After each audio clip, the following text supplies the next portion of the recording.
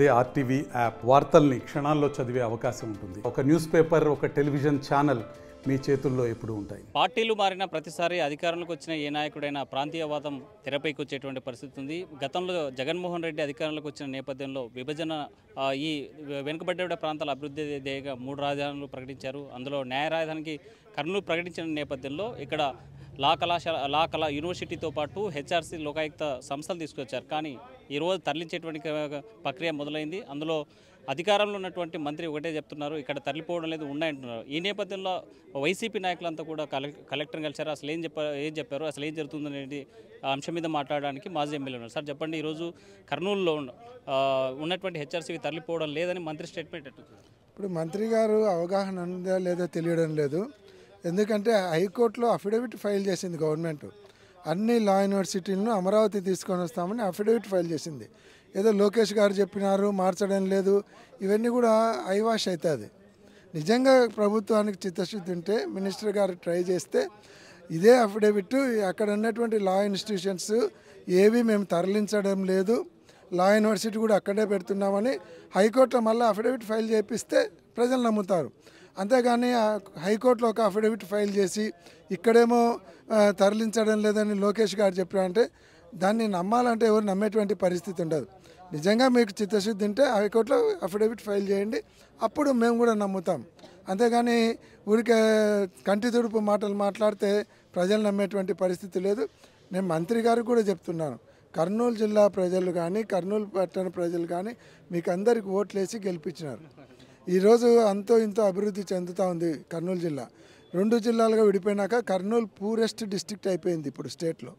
అటువంటిది అంతో జగన్మోహన్ రెడ్డి గారు ఇచ్చినటువంటి లా ఇన్స్టిట్యూషన్స్ అన్నీ కూడా మీరు తరలిస్తే ఇంకా కర్నూలు ఏం మిగులుతుంది? బూడిద మిగులుతుంది. కాబట్టి మీకు ఓట్లు వేసినటువంటి జనాన్ని రుణం తీర్చుకోవాలంటే ఇవన్నీ పోకుండా చూడాలి. హైకోర్టును కూడా తీసుకొని వచ్చే ప్రయత్నం చేయాలి. కర్నూలును ఇండస్ట్రియల్గా డెవలప్ చేస్తా అని చెప్తా ఉన్నారు. అదేదో ఫ్యాక్టరీ తీసుకొని వస్తామంటున్నారు, డ్రోన్ల ఫ్యాక్టరీ. ఆ డ్రోన్ల ఫ్యాక్టరీ ఎప్పుడు పెడతారో తెలియదు, ఆ డ్రోన్లు ఎప్పుడు ఎగురుతాయో తెలియదు. కానీ ఇక్కడ ఉండే లా యూనివర్సిటీలన్నీ ఎగిరిపోయే పరిస్థితి కనిపిస్తూ ఉంది. కాబట్టి ఇవన్నీ మాటలు కాదు, హైకోర్టులో అఫిడవిట్ ఫైల్ చేస్తే ప్రజలు నమ్ముతారు. మీరు చెప్పండి, నేను రాయలసీమ బిడ్డనైన చంద్రబాబు నాయుడు రాయలసీమ ప్రాంత పట్ల అభివృద్ధిని ఎలా? ఇప్పుడు రాయలసీమ దత్తపుత్రుడు ఒకరు ఉంటారు. ఇప్పుడు కన్న కొడుకు మాదిరి కాకుండా దత్తపుత్రుడు మాదిరి అయితే కష్టం అయిపోతుంది. చంద్రబాబు నాయుడికి రాయలసీమ మీద సౌతి ప్రేమ తప్ప నిజమైన తల్లి ప్రేమ లేదు. ఆయన ఆయన 14 సంవత్సరాల ముఖ్యమంత్రి చూస్తే ఒక్కసారి రాయలసీమకి ఏం చేస్తారనేది ఒక్కసారి చూస్తే తెలిసిపోతుంది. దానికంటే ఇంకా మనం ఎక్కువ చంద్రబాబు నాయుడు గురించి మాట్లాడాల్సిన అవసరం లేదు. 2002లో కూడా ఎస్ఆర్బీసీ నీళ్ళు అనే పరిస్థితి చంద్రబాబు నాయుడు. రాజశేఖర రెడ్డి గారు వచ్చిన తర్వాత ఎస్ఆర్బీసీకి నీళ్ళు ఇచ్చిన ఘనత దివంగత నేత రాజశేఖర రెడ్డి గారిది. మళ్ళీ జగన్మోహన్ రెడ్డి వచ్చిన తర్వాత కూడా ఎస్ఆర్బీసీకి మొత్తం అంతా కూడా రాయలసీమకు సంబంధించిన అంద్రీనివా కానీ లేకుంటే నగరీ కాలేరు కానీ వీళ్ళకి స్పెషల్గా మళ్ళీ డబ్బులు కేటాయించి మళ్ళీ కాలువలు వెడల్పు చేసి రాయలసీమకు అన్యాయం జరగకుండా నీళ్ళు ఇచ్చిన ఘనత జగన్మోహన్ రెడ్డిది. చంద్రబాబు నాయుడికి ఎంతసేపు ఉన్నాయని కూడా కోస్తావెళ్ళ మీద ఉన్నంత ప్రేమ మన రాయలసీమ మీద ప్రేమ లేదు. అమరావతి మీద, పోలవరం మీద అమితమైన ప్రేమ చూపేశారు. మనం చంద్రబాబు నాయుడిని కోరేది ఒకటే, దాంట్లో కనీసం మీరు 100% దాని మీద ప్రేమ చూసే దాంట్లో కర్నూలు జిల్లా వాసులుగా కర్నూలు జిల్లాలో ఉండే వాళ్ళందరూ కూడా మీకు కర్నూలు మొత్తం జిల్లాలో మొత్తం ఈ నంద్యాల కర్నూలు జిల్లాలో కూడా 2 తప్ప అందరు ఎమ్మెల్యేలు గెలిపించిన ఘనత మీకు పార్టీకి గెలిపేది. అటువంటి జిల్లాకు, ఉమ్మడి జిల్లాకు, కర్నూలు జిల్లాకు అన్యాయం చేయొద్దని మాత్రం విజ్ఞప్తి చేస్తున్నాం. ఇప్పుడు ఉండే ఇన్స్టిట్యూషన్స్ అన్నీ కూడా మార్చొద్దు. మారిస్తే ఇప్పుడు మనకు కర్నూలు డివైడ్ అయిపోయిన తర్వాత నంద్యాల పూర్తి కర్నూలు జిల్లా ఓరొకళ్ళు లేకపోతే మాత్రం 0 కర్నూలు జిల్లా ఏం లేని పరిస్థితి. అటువంటి జిల్లాలో ఈ ఇన్స్టిట్యూషన్స్ అవన్నీ ఉంటే మాత్రం ఇవి పోతే మాత్రం కర్నూలు జిల్లా ఇంకా పూర్తి అన్యాయం అయిపోతుంది. అటువంటి పరిస్థితుల్లో మీరు కర్నూలు జిల్లాతో పాటు ఇంకా అంతర్భాగమైన పాణ్యం నియోజకవర్గం కూడా ఎక్కువ ఇన్స్టిట్యూషన్స్ అన్నీ కూడా పాణ్యం నియోజకవర్గం ఉన్నాయి.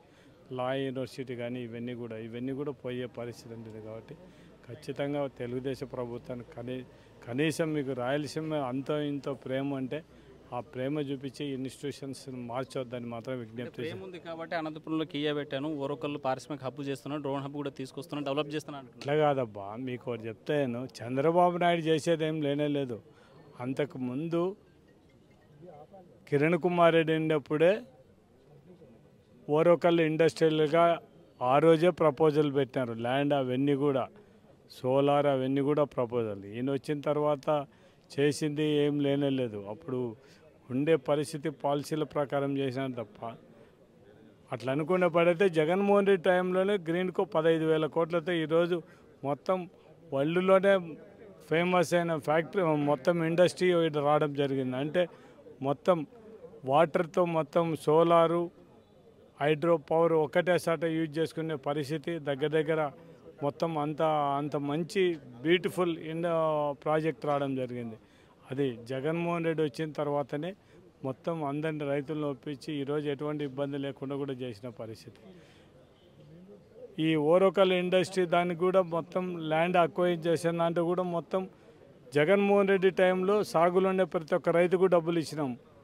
అదే చంద్రబాబు నాయుడు టైంలో అంతకుముందు విజయమోహన్ కలెక్టర్ ఉన్నప్పుడు రైతులకు అన్యాయం చేసి మొత్తం చాలా మంది భూములు కూడా మీరు సాగులేని వాళ్ళకి డబ్బు లేకుండా చేసిన ఘనత తెలుగుదేశం ప్రభుత్వం. మా గవర్నమెంట్ వచ్చిన తర్వాత రైతు అనేవాడు ఎవడు నష్టపోకూడదు, ఖచ్చితంగా ఉండాలనేది ఆలోచన. ఇవన్నీ మాటలు కాదు. ముందు ఇక్కడ ఉండే జగన్మోహన్ రెడ్డి టైంలో ఇన్స్టిట్యూషన్స్ పెట్టారు.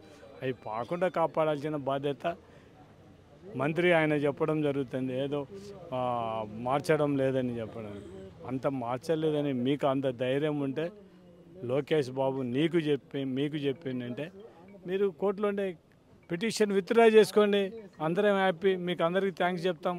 ముందు భరత్కు ఆయన మంత్రికి థ్యాంక్స్ చెప్తాం. ముందు హైకోర్టులో ఉండే పిటిషన్ విత్డ్రా చేసుకుంటే ఖచ్చితంగా ఆయనకు థ్యాంక్స్ చెప్తాం.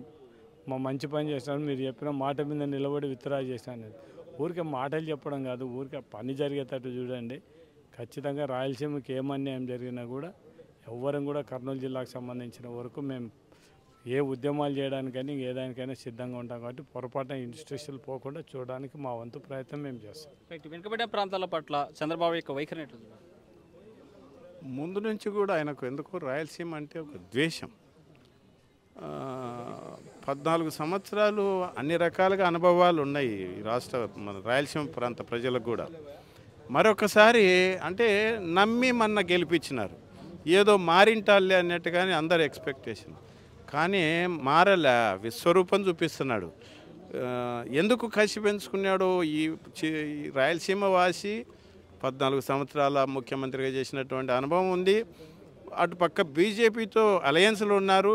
ఇక్కడ ఉండేటివి కాకుండా ఇంకా కొత్తవి రావాల్సిన వాటి కొరకు ప్రయత్నం చేయకుండా అట్లా ఉండేటివి కూడా ఎత్తుకపోవడానికి షిఫ్ట్ చేసి ఇంకా వెనకబడిన ప్రాంతం అసలే కర్నూలు పరిస్థితి ఏంటంటే సాగునీటికి ఇబ్బందే, తాగునీటికి ఇబ్బందే, వలసలు పోతుంటారు. ఇప్పుడు ఇదంతా కాకుండా మళ్ళీ ఇప్పుడు ఉన్న వాటిని కూడా తీసుకుపోయి కర్నూలుకు రాష్ట్రంలోనే అత్యంత వెనుకబడిన ప్రాంతం ఇదొకటి. ఆ రోజున శ్రీబాగ్ వడంబడికలు చెప్పినారు. మళ్ళీ తెలంగాణ నుంచి రాష్ట్రం విడిపోయేటప్పుడు శ్రీకృష్ణ కమిటీ కూడా చెప్పింది అత్యంత వెనుకబడిన ప్రాంతం రాయలసీమ అని. మరి జగన్మోహన్ రెడ్డి గారు కష్టపడి ఆలోచన చేసి సమన్యాయం చేయాలనేటువంటి ఉద్దేశంతో న్యాయ రాజధాని అని ఒక పేరు పెట్టి ఇక్కడికి ఇన్స్టిట్యూషన్స్ అన్ని ఆయన రప్పిస్తే వచ్చిన వాటిని కూడా ఇదంతా కేవలం జగన్మోహన్ రెడ్డి గారు ఇక్కడికి తెచ్చినాడు కాబట్టి ఇక్కడ నుంచి లేకుండా చేయాలనేటువంటి దురాలోచనతో ఇవి చేయటం తప్ప ఈ ప్రాంత అభివృద్ధి గురించో ఈ ప్రాంత ప్రజల గురించో శ్రేయస్సు గురించో చంద్రబాబు నాయుడు గారు ఆలోచన చేయట్లేదు. ఇక్కడున్న నాయకులందరికీ కూడా ఒకటే విజ్ఞప్తి చేస్తున్నాం, రాజకీయ ప్రయోజనాలు అనేటివి తాత్కాలికం, శాశ్వతంగా ఈ ప్రాంతం అభివృద్ధి చెందితే అందరం బాగుంటాం అనేది దృష్టిలో పెట్టుకోండి. తరలిపోవడం లేదని మంత్రి స్వయంగా స్టేట్మెంట్ ఇచ్చే పరిస్థితి ఉంది. కాదు కదా, ఇప్పుడు మాటలు వేరు చేతలు వేరు. చేతల ద్వారా ఆయన చేసి చూపిస్తున్నాడు. ఎప్పుడైనా చంద్రబాబు నాయుడు మాటలకు చేతలకు చాలా తేడా ఉంటుంది. ఆయన ఏదో చెప్తాడు, చెప్పింది ఎప్పుడూ చేయడు. ఇప్పుడు కూడా ఇదే పరిస్థితి. వీళ్ళు ఏదో చేసేది చేస్తుంటారు. అంటే ఆయన చేసేటువంటి డైవర్షన్ పాలిటిక్స్లో ఇట్లాంటి కీలకమైనటివి అట్లా డైవర్ట్ చేస్తుంటాడు. జరగాల్సింది జరుగుతుంటుంది కోర్టు ద్వారా. అదేదో ఇప్పుడు కోర్టులో రిట్ చేసే బదులు దాన్ని విత్డ్రా చేసుకోమని మా పెద్దలు అంటున్నారు, అందరు అంటున్నారు కదా, ఇంతమంది లాయర్లు కూడా వచ్చి చెప్తున్నారు. అది విత్డ్రా చేసుకోవడానికి ఆ ప్రయత్నం చేసి ఇది గొప్ప ఇక్కడ నుంచి ఏ ఒక్క ఇన్స్టిట్యూషన్ తరలిపోవట్లేదు, కోర్టుకు సంబంధించినటువంటి అన్నీ ఇక్కడే ఉన్నాయి, ఇంకా రావాల్సిన దాని కొరకు ఫైట్ చేస్తున్నాం అన్నట్టుగా చేసి చూపిస్తే అయిపోయింది కదా, ఉత్తి మాటలు ఎందుకని సంగతి తెలియజేస్తున్నాం. రైట్. రాష్ట్ర ప్రభుత్వానికి చిత్తశుద్ధి ఉంటే కర్నూలులో ఉన్నటువంటి సంస్థలు తరలిపోవడం లేదని హైకోర్టులో వేసినటువంటి రిట్ పిటిషన్ ఏదైతే ఉందో అది విత్డ్రా చేసుకోవాలి, ఈ సంస్థలు ఇక్కడే ఉండేలా చర్యలు తీసుకోవాలని చెప్పేటువంటి పరిస్థితి వైసీపీ నాయకులది. వీడియో జల్ చంద్రశేఖర్తో హుస్సేన్, RTV, కర్నూలు. మరిన్ని వీడియోస్ కోసం ఛానల్ ని సబ్స్క్రైబ్ చేయండి. లేటెస్ట్ అప్డేట్స్ కోసం వాట్సాప్ ఛానల్ ని ఫాలో అవ్వండి. ఆ లింక్ డిస్క్రిప్షన్ లో ఉంది.